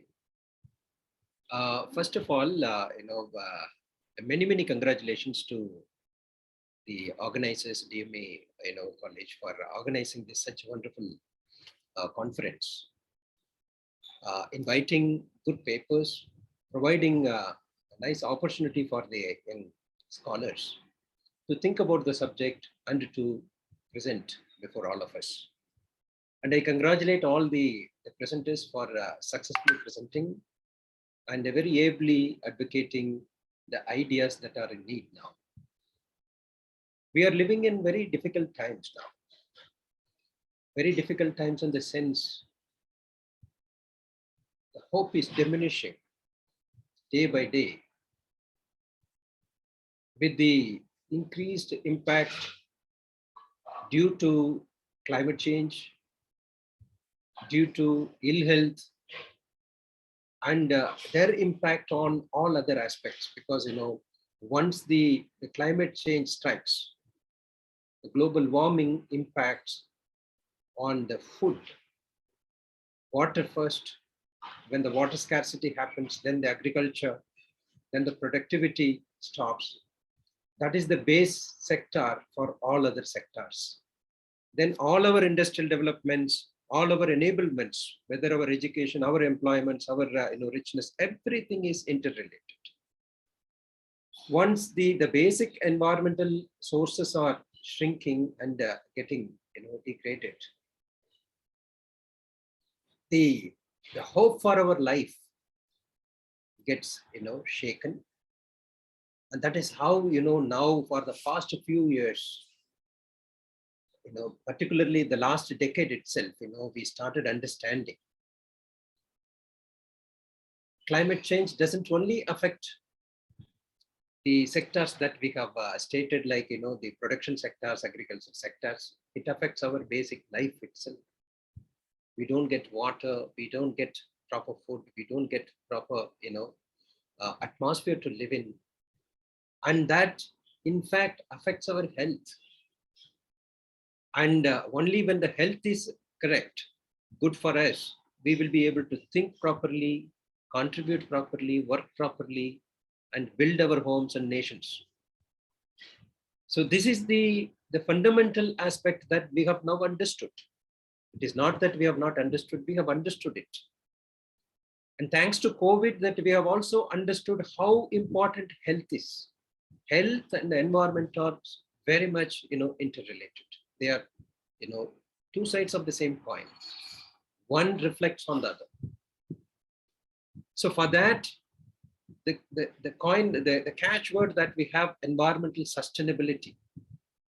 Only when we have the environmental sustainability working in coordination with the nature, we will be able to live our life in a healthy manner, and we will be able to achieve anything, whatever we need to achieve in our life. Otherwise, whatever be our achievements, our education, our the wealth that we have created, or all the powers and the status that we have achieved, all becomes zero within a second. That we have realized during COVID times. And now environment, it is not all of a sudden it is deteriorating. Gradually it is coming up, and it is giving indications to all of us. So it is all the more important at this time, present juncture, that we need to focus more on this topic of sustainability. What is sustainability? That we need to first understand. What is sustainable development? We need to understand. Classical definitions we have, but we are only limiting ourselves in understanding them just because with the help of these 2-3 definitions. That is not enough. We need to understand the spirit of that. Sustainability demands live and let live. Intergenerational equity, we just parrot what is stated in the statute books and what is stated by others, without understanding the content and intent of it. We need to understand what is intergenerational equity in sustainability context. This generation, next generation, and the future generations have to live happily with the help of the only available resources we have. It's not that the resources are going to multiply. We are multiplying. We are only increasing our numbers. But the country size is shrinking. The agricultural lands are shrinking. You have to feed to more stomach with less amount of the land, and you have to produce more. How are we going to do? We have to think very much on that. That's why the intergenerational equity lets us to understand, live with the minimum needs, and even you can enjoy more, but prudently. Don't waste. Okay, so like that, live and let live, we need to understand in the context of sustainability. And sustainable development, we are yet to understand. Most of the cases that we are celebrating In fact, they are towards development only. It is not sustainable development. Please look at that clearly. All the judgments that even the Supreme Court have delivered, in the name of development, sustainable development, we are only promoting development. Sustainability is yet to get into the stream. You have to read between the lines and understand how to have this balance. Most of the times, the development run over the environment. And we understand, and because of the compulsions, because of the developmental needs of the people, definitely we need, because of that, we forget the environmental priorities and move ahead with the development and justify it as sustainable development. That's how. But still, we need to, focus more on this and to understand properly how we can have a negotiation between these two forces. Environmental, priorities, developmental priorities, and the third one, the societal priorities, the social component that we have introduced. And think, please, one more thing that, these are the three pillars we are saying that constitute the sustainable development. But these three pillars are insufficient now. We need to add more pillars. You have already added it in your title, governance. Good governance is one. You cannot just attain sustainability without good governance. And environmental ethics. We need to own it as if that it is our duty to protect environment. It is not just the duty of the pollution control boards or the municipalities or the government. Everyone we need to. That's why some kind of a moral and ethical context has to come to protect environment. As Dr. Manisha ji has stated, the traditional knowledge aspect will come here. This generation, some people, when they presented, they started from Stockholm. It is not the Stockholm that brought environmental awareness to India. We are, 10,000 years old history. We have been always protecting environment. And that is because of the traditional wisdom that we had. Now somehow, the roots are, shaken. We forget it. We need to bring that dimension here. So for achieving sustainability and sustainable development, in addition to the social component, the developmental component, and the environmental component, we need to bring about the new elements of, owning the responsibility through the environmental ethics and good governance, corruption-free governance, fear-free governance. So then only you can go ahead and protect environment. Otherwise, corporates will leave the country. Thank you very much. And congratulations to the university for conducting this wonderful program. Thank you, sir. Manisha ji, please. Yes. So you have covered everything, you have said everything. So I have just two observations to make. So I feel that it's not only the government, let's take the responsibility. We should also contribute for the protection of environment. Just like you said that during COVID times, we should have learned this. The laws were same, the policies were same. But because we were restricted the environment, even Delhi was pollution free at that time. So if that can be achieved in 2 months of lockdown, so through restrictions or limitations, I think if not in 2 months, more than that, maybe in a year or two, we can achieve pollution free Delhi. So I think it's the common man of India who must take the responsibility now. Let's not put everything upon the government. So with our contribution, we can achieve, as Sir said, we can achieve anything. That's my observation. That's my only observation. And so thank you so much. It was an honor to be on the same panel. Thank you so much for being here with us. Thank you. I feel the same. Thank you very much for providing this opportunity. Thank you, sir. Over to you, Shakti. Thank you, chairs, for the wonderful feedback. Now, with this, we draw the first session of our conference to close. I would like to invite our faculty coordinator, Ms. Amrapali Sharma, to deliver the vote of thanks. Over to you, ma'am. Thank you. And as Dr. Manisha already said that we have a long way forward in the sea that is sustainable development. But at least setting out on a voyage is the first necessary step that we can take. And meanwhile, such guiding sessions surely act as the lighthouses we need on the way. With that, I express my heartfelt gratitude to the esteemed chairs for taking time out from their busy schedules to be the guiding light of this session. I believe that all the precious feedback that you gave at the end of every paper is valuable enough to be written as a separate paper in itself. I thank Dr. Manisha and Professor Pushpa Kumar. I would also like to thank each and every presenter and participant for their immense contribution in today's session. I look forward to more such immense intellectual collaborations in the coming future. On that note, I put an end to this session and I wish everyone a very nice day. Also, Thank you so much, sir. Thank you. before going, I request everyone, every attendee to fill that feedback form we have just shared in the chat.